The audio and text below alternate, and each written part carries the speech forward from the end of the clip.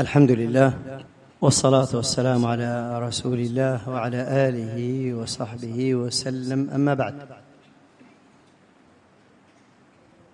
قبل الإجابة على الأسئلة أحب أن أحذر طلبة العلم من ظاهرة هي موجودة في أوساط أهل السنة في الفترة الأخيرة، ولا سيما في المراكز العلمية،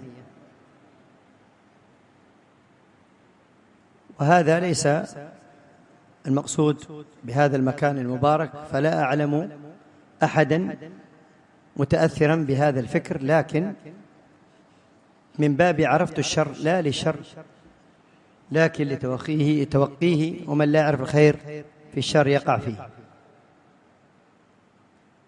وهي ظاهرة التأثر بفكر صالح العصيمي. فصار بعض طلبة العلم إذا أراد أن يثبت لنفسه أنه مستفيد فإنه يبدأ بالتفريغ لمثل هذا المدرس الحزبي صالح العصيمي، حزبي وليس سلفيا. والعصيميون هؤلاء وهم ليسوا فرقة حتى نكبر أمرهم ونرفع شأنهم، لكن أنا سأذكر لكم صفاتهم وما هم عليه. أولا، احتقار وازدراء مشايخ أهل السنة، وربما أول من يزدريه ويحتقره شيخه ومدرسه ومعلمه والذي هو في مركزه. هذه من صفاتهم. ثانيا، يدعون التأصيل والتقعيد والتنظير، من عبارات وشقشقة في الكلام، وأخذوها منه، ومن يشابه أبه فما ظلم. ثالثا، الميوعة من جهة التعامل مع الحزبيين. ميوعة يعني ليس فيه ولا أبراء ولا غيره على المنهج السلفي، ولكن منهج واسع أفيح يسع الأمة كما كان أبو الحسن يقول. رابعا، ينعش لنا بعض المسائل العلمية التي قد فرغنا منها ونعلم أنها بدعة، منها السبحة، وقد قال بها الشيخ الفلاني وقد ذكر شيخ الإسلام. منها أيضا مسألة قضية الدعاء بعد الصلاة، من يعني أشياء. حتى لما ناقشني بعض طلبة العلم عن طريق الهاتف قلت له: بقي لكم مرحبا يا نور عيني، مرحبا جد الحسين.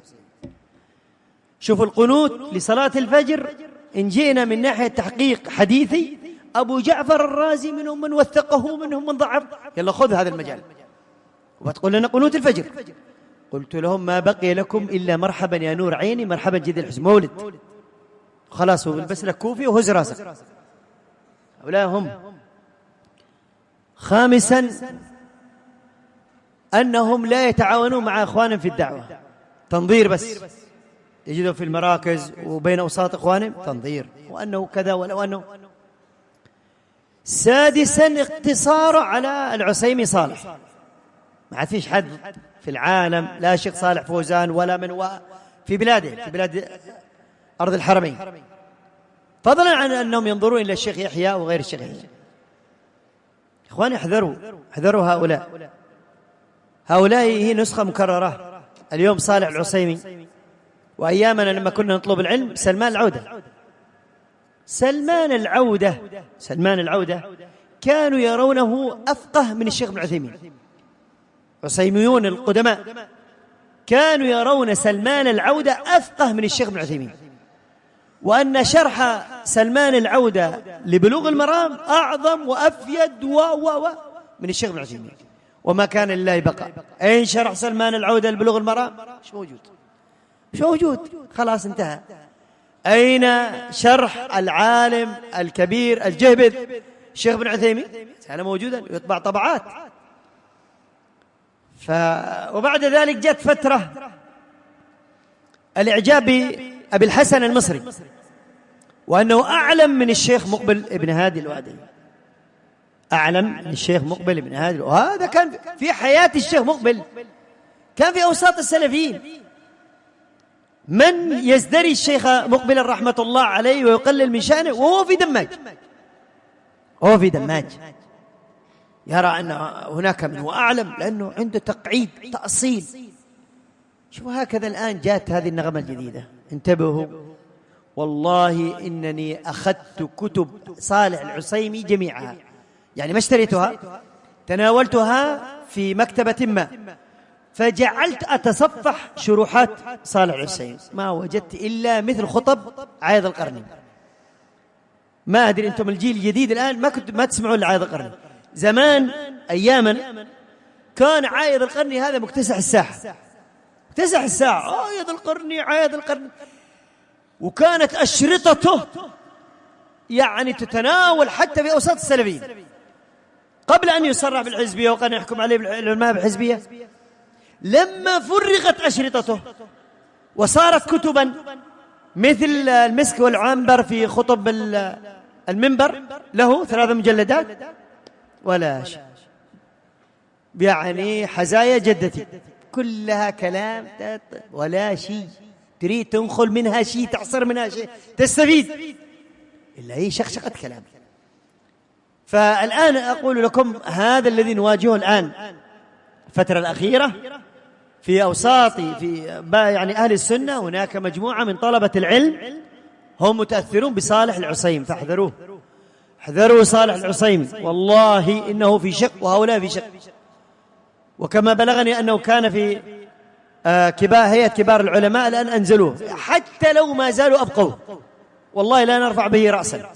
رجل حزبي يا طلبة العلم، اتركوكم كل من جاء ورفع رأسه وما كنا نعرفه.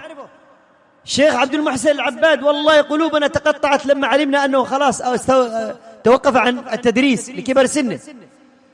شيخ عبد المحسن العباد كبير كبير في السن. سمعت شيخنا مقبل رحمة الله عليه قال، يقول الشيخ عن نفسه، قال دخلت الجامعة الإسلامية والشيخ عبد المحسن العباد نائب لمدير الجامعة، كان مدير الجامعة الشيخ بن باز وهو نائبه.